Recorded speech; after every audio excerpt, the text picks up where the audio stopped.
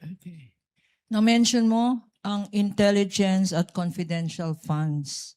For our understanding, para maintindihan namin ngayon, ano ang intelligence funds at ano ang confidential funds?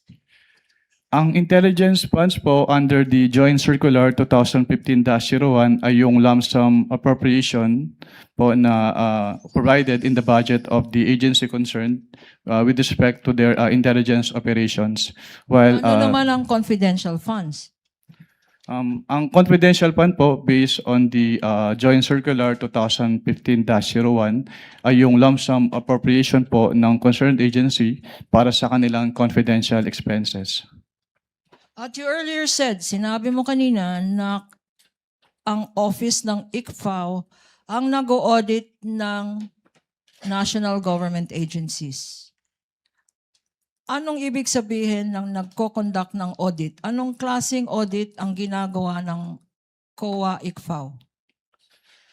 Ang audit po na ginagawa ng COA ICFAO ay compliance post-audit po. What do you mean by compliance post-audit?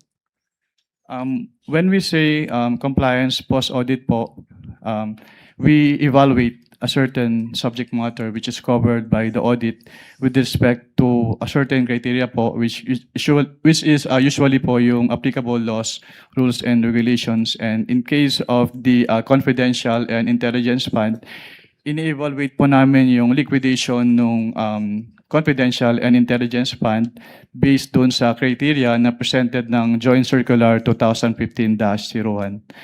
At pag sinabi naman pong post-audit, ginagawa po namin yung audit after the fact of the disbursement. So ini-evaluate po namin kung yung disbursements ay properly supported with complete documents as required by the applicable rules and regulations, and if yung disbursements po ay hindi illegal, hindi irregular, or hindi improper.